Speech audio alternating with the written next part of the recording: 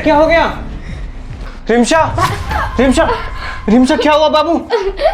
Silkie, मुझे लगता है इसको हार्ट अटैक का दर्द हुआ है। मैं इसको हॉस्पिटल लेके जा रहा हूँ। रिमशा। हे भगवान, मेरी भाभी का ध्यान रखना, मेरी भाभी का ख्याल रखना। हमारी माँ के बाद मेरी भाभी ने हमारा बहुत अच्छे से ध्यान रखा है। अब तो वो हमारी बहुत अच्छी दोस्त भी बन गई थी। हे भगवान, बस मेरी भाभी को कुछ मत होने देना प्लीज़। बस भाभी, भाभी कैसी हैं आप? और कब आए आप? बस अभी थोड़ी देर पहले ही। भाभी, भैया कहाँ है?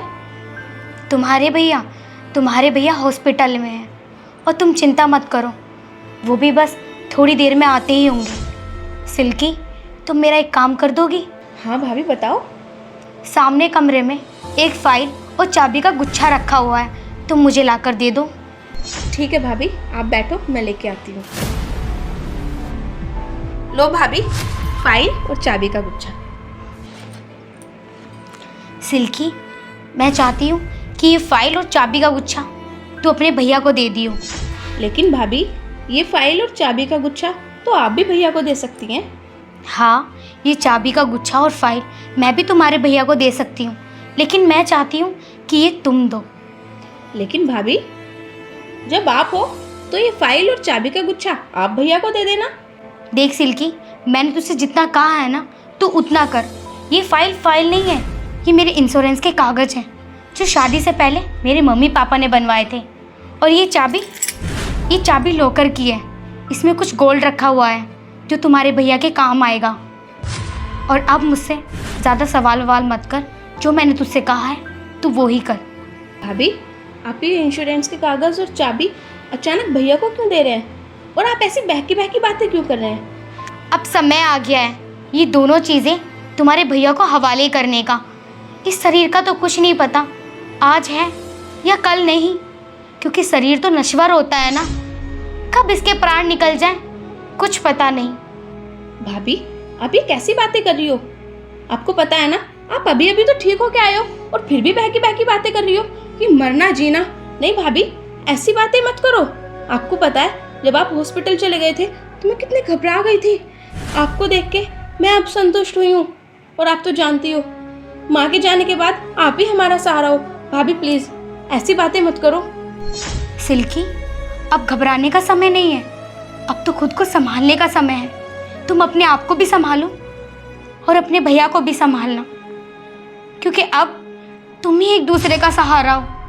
और मैं तुमसे एक बात और बोलना चाहती हूँ। शादी के बाद जब मैं इस घर में आई थी तो मैंने ये सुना था कि नंदे ऐसी होती हैं, नंदे वैसी होती हैं, नंदे जीने नहीं देती। लेकिन जब मैं तुम्हारे साथ रही तो मुझे ज़िंदगी का एहसास हुआ कि मेरी नंद कितनी अच्छी है।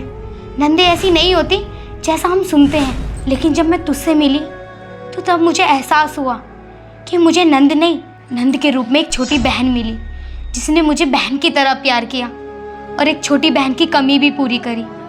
लेकिन आज मैं तुझसे एक वादा लेना चाहूँगी कि तू अपने भैया का बहुत ध्यान रखेगी, उन्हें कभी अकेला नहीं छोड़ेगी। और मुझे तुझसे यही उम्मीद है। भाभी, आप ऐसी बातें क्यों कर रही हो? कहीं जाना है, ये मरना, ये नश्वर, आपको क्या हो गया है?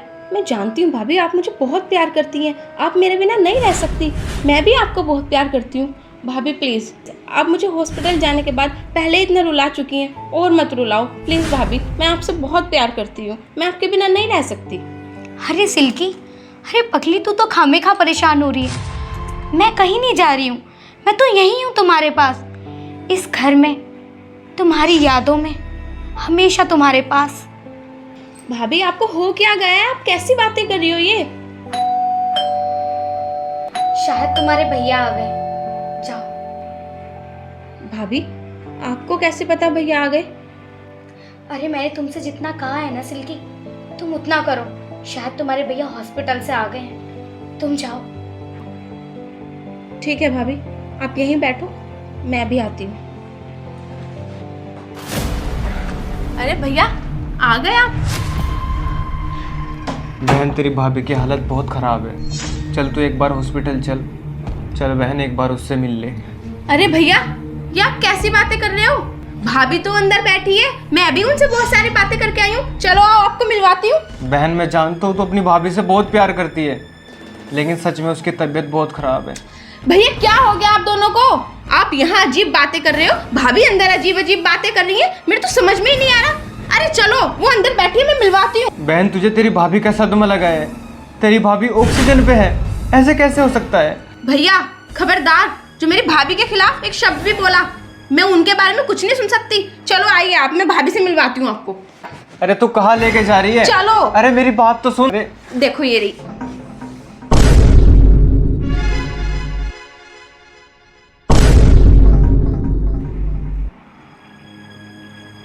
भाभी? अभी तो भैया भाभी यही थी। मैं सच बोल रही हूँ, मैंने भाभी से बहुत देर तक बात की। बहन, कहाँ है तेरी भाभी? मैं सही कह रहा हूँ, तू एक बार हॉस्पिटल चल, आखिरी बार मिल ले अपनी भाभी से। अरे नहीं भैया, ऐसे कैसे हो सकता है? मैंने तो अभी इतनी देर भाभी से यहाँ बैठ के बात की है। भैया मैं बिल्कुल सच बोल रही हूँ। और आपको पता है, भाभी ने वो फाइल भी दी थी मुझे कि मैं वो फाइल आपको दे दूँ। अभी मैं आपको ला के देती हूँ। लो भैया, ये फाइल मुझे भाभी ने दी थी कि मैं ये फाइल आपको दे दूँ। अरे ये चाबी तो लॉकर की है, और मुझे उसने कभी नहीं बताया इसके बारे में। ये तुम्हारे पास कैसे? भैया ये चाबी मुझे भाभी ने दी थी, और उन्होंने मुझे बताया कि इन चाबी के बारे में उन्होंने आपसे नहीं बताया आज तक। लेकिन मुझे तो भाभी ने यही कहा, ये फाइल और ये चाबी मैं आपको दे दूं। अच्छा, और इस फाइल में क्या है? लाइफ इंश्योरेंस 5 करोड़ का? ये कब कराया उसने? हाँ भैया, भाभी मुझे बता रही थी कि उनकी शादी से पहले उनके मम्मी पापा ने कराया था उनका ये इंश्योरेंस। अरे यार, ये सब कैसे करवाया उसने? इस बारे में तो मुझे कभी उसने बताया नहीं। भाभी ने मुझे बताया कि इन सब के बारे में आपको नहीं पता, उनके घर वालों ने बनवाया उनके लिए ये। और मैंने इतनी देर तक बैठ के अभी भाभी से बात की है खुद। भैया मुझे खुद नहीं पता ये सब क्या है।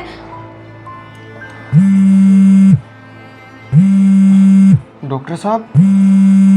हाँ जी डॉक्टर साहब। मिस्टर राहुल बात कर रहे थे। जी। आपकी बीवी अब इस दुनिया में नहीं रही, आप उनकी डेड बॉडी आकर अस्पताल से ले जाएंगे।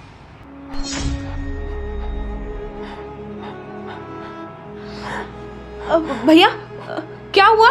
क्या कहा डॉक्टर ने? बहन, तेरी भाभी इस दुनिया में नहीं रही। क्योंकि सिल्की, अब वक्त आ गया है ये दोनों चीज़ें तुम्हारे भैया को हवाले करने का। क्योंकि शरीर का तो कुछ नहीं पता, आज है और कल नहीं, क्योंकि शरीर तो नस्वर होता है ना। सिल्की, अब घबराने का समय नहीं है, अब संभलने का समय है। तुम अपने आप को भी संभालो और अपने भैया को भी संभालना, क्योंकि तुम ही एक दूसरे का सहारा हो।